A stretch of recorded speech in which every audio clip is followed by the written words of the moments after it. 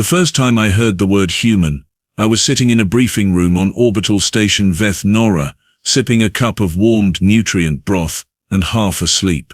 The briefing officer, Commander Porath, slammed a data slate onto the table so hard that every single officer in that room flinched. Every officer, decorated veterans, battle-hardened soldiers, beings who had survived the siege of Gulros Prime and the carnage at the outer belt.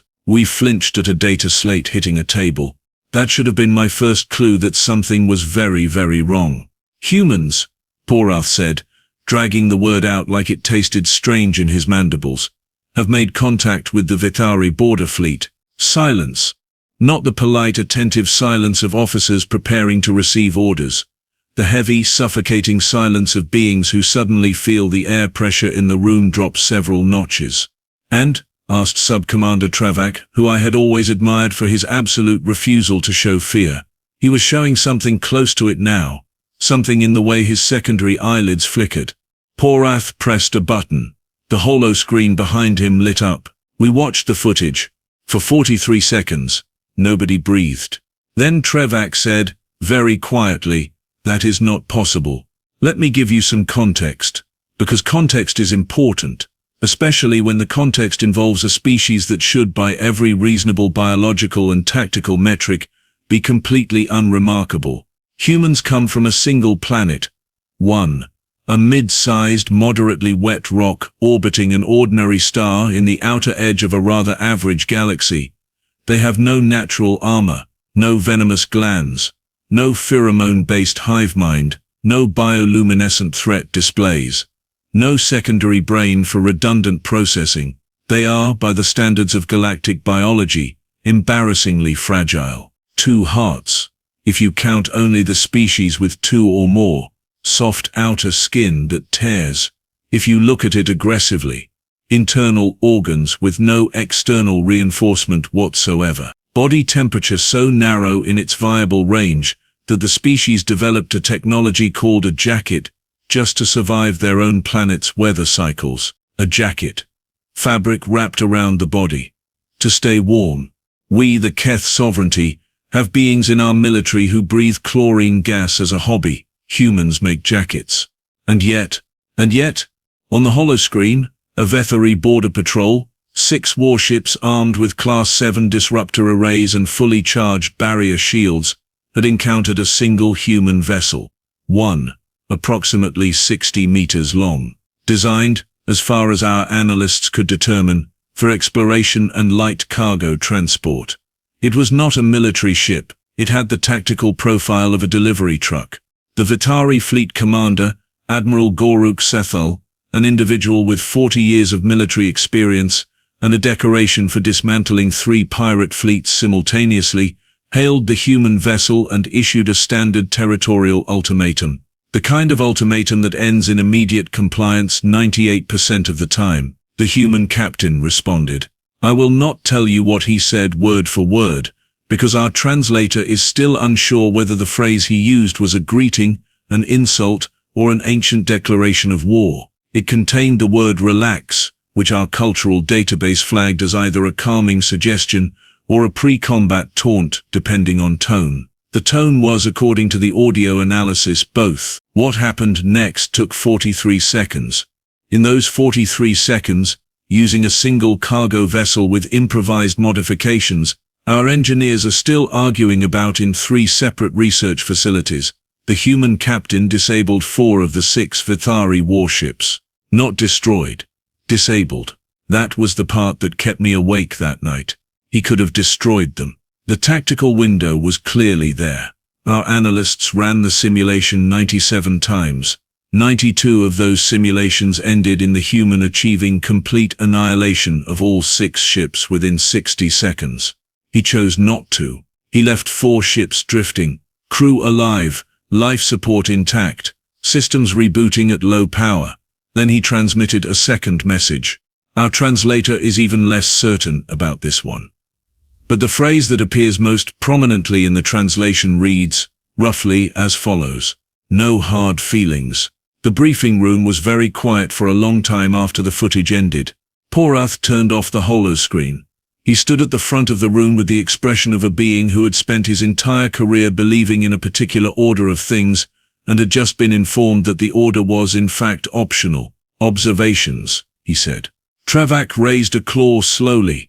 "The modifications to the human vessel, our engineers believe they were improvised." "Confirmed. Post-engagement analysis indicates approximately 70% of the weapons systems used were constructed from materials originally designated as cargo, agricultural equipment, structural components. Something our xenobiologists initially identified as a beverage container." Silence again. "A beverage container," Draveth repeated. "A large one," Porath added, as if that helped. It did not help. I raised my own claw. What was the human captain's stated reason for entering Vithari territory? Porath looked at me. Something behind his compound eyes shifted in a way I had never seen before, something that might, in a less experienced commander, have been called unease. "He was lost," Porath said. More silence. "He took a wrong turn," Porath continued, "and was attempting to locate the nearest communications relay to request updated navigational charts." The room sat with that information for several seconds. "He disabled 4 warships," Draveth said slowly, "because he was lost. And then he asked for directions." Porath confirmed. I looked down at my data slate. I looked at the 43-second engagement summary. I looked at the casualty report, which read 0. I looked at the damage assessment on the human vessel, which read minor hull scoring on the port side, crew uninjured. I thought about the word relax. I thought about the beverage container, and somewhere deep in the instinctual part of my brain that my ancestors used to determine whether something in the dark wanted to eat them, a very old, very quiet alarm began to sound.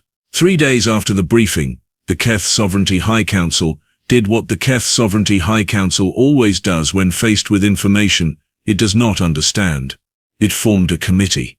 The committee was called the Xenological Threat Assessment and Diplomatic Engagement Subpanel, which is a very long name for a group of 12 very nervous individuals sitting around a very large table, trying to decide what to do about one human who got lost and accidentally humiliated an admiral.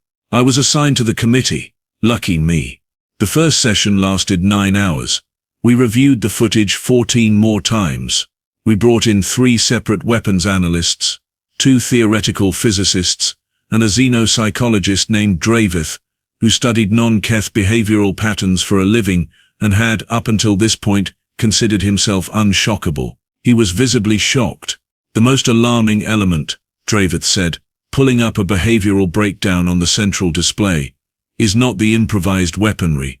It is not the speed of execution. It is not even the restraint shown in preserving enemy lives." He paused. He clasped his upper hands together in the gesture our species uses when words feel insufficient. "It is the calm." He played a specific clip, the moment mid-engagement, when the 4th Vithari warship fired a direct impact plasma burst at the human vessel, close range. The kind of shot that ends most confrontations permanently. The human captain was visible through the cockpit display on the intercepted feed. He was eating something small, wrapped in a thin outer layer, held in one hand. He glanced at the incoming fire. He moved a single lever with his free hand. The ship rotated 22 degrees, the plasma burst missed by 4 meters, and the human captain took another bite of whatever he was eating. He did not put the food down. Not once during the entire 43-second engagement did he put the food down. Draveth let the clip finish. He looked around the table. "That," he said, "is a being that does not register combat as a stressor."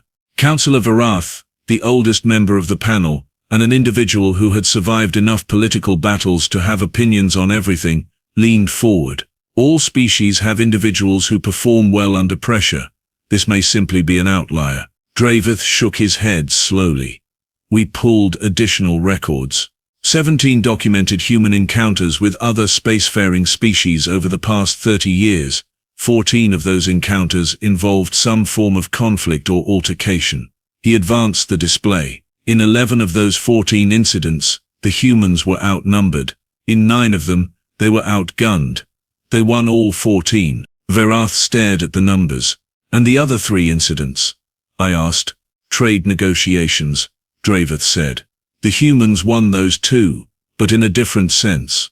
3 separate species reported walking away from the table feeling like they had agreed to things they had not intended to agree to, but could not identify the exact moment it happened.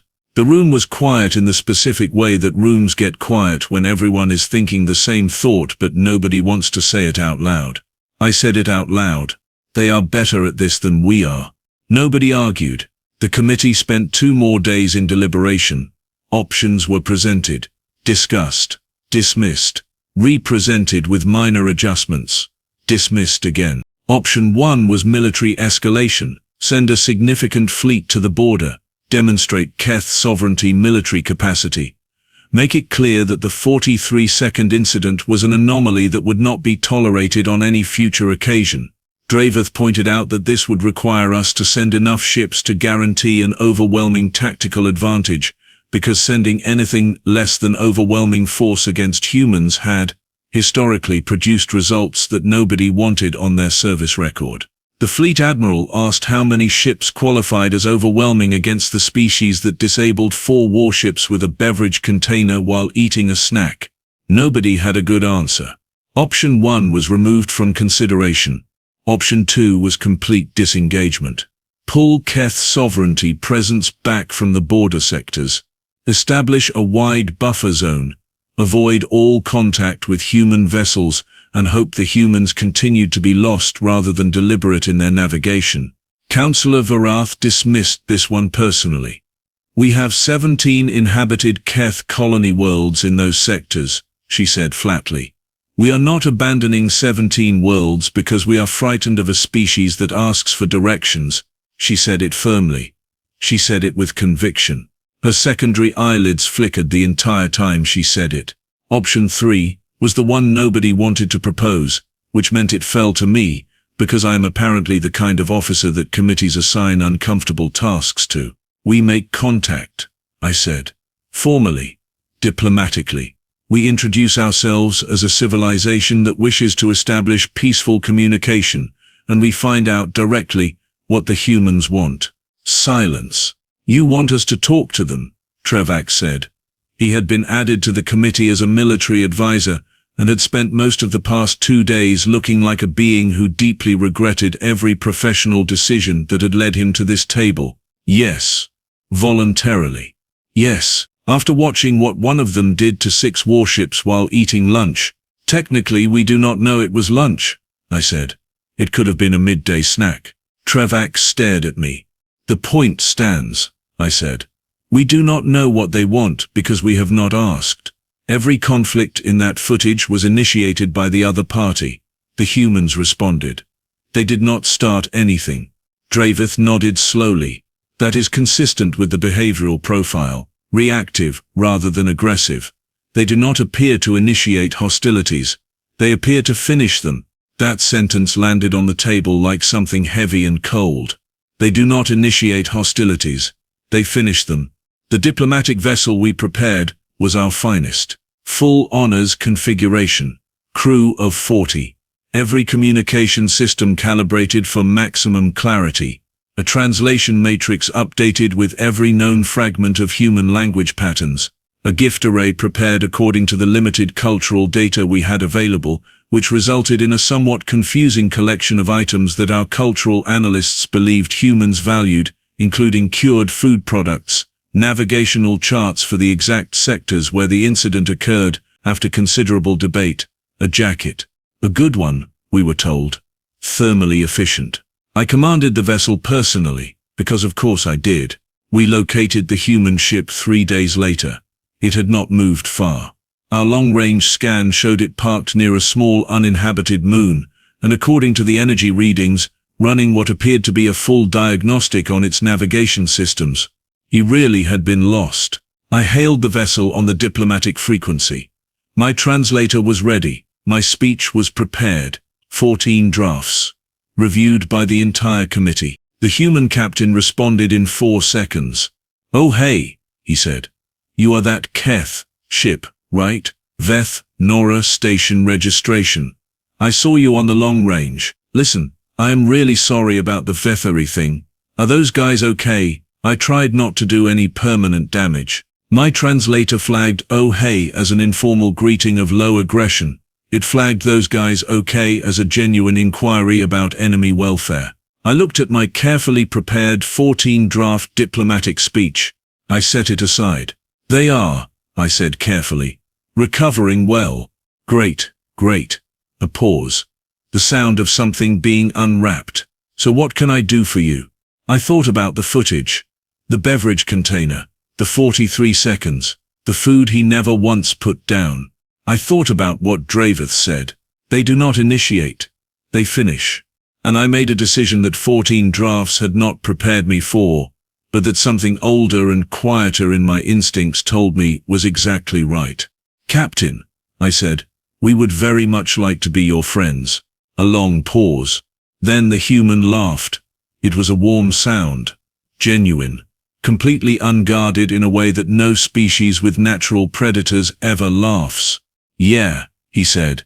"I think I would like that too." My secondary eyelids stopped flickering for the first time in 4 days. Only then did I realize they had been flickering the entire time.